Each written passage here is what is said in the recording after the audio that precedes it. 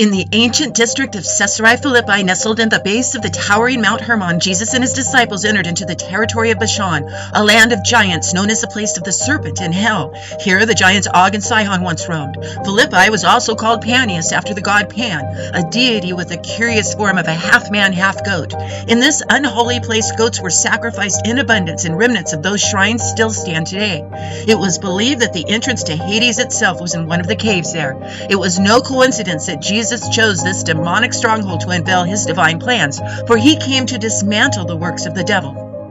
At the base of this mountain, in the midst of this dark spiritual battleground, Jesus turned to his disciples, asking a pivotal question: who do the people say the Son of Man is? The air filled with tension as he sought their understanding, and then, after hearing their response, he asked them, "Who do you say that I am?"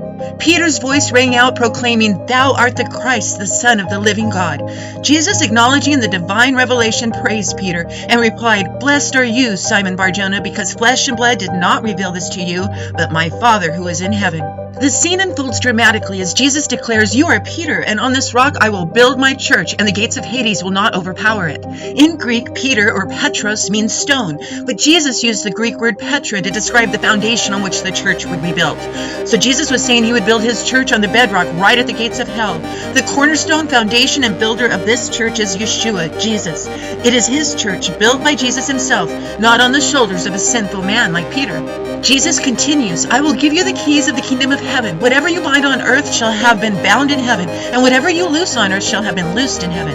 The authority and power come from God. The context echoes Jesus' ministry of teaching, preaching, healing, and freeing people from demonic forces. It's about destroying the power and the works of the devil.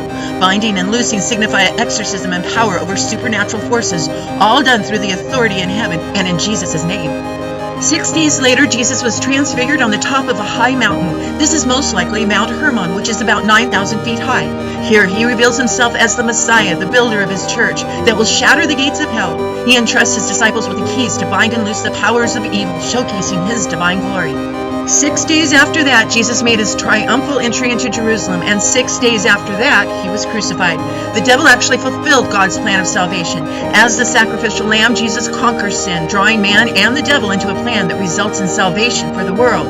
And so the ancient writings of Matthew chapter 16 is a narrative of divine revelation, authority, and the unfolding of God's ultimate plan. In the face of darkness, Yeshua prevails, demonstrating the goodness of God. Hallelujah.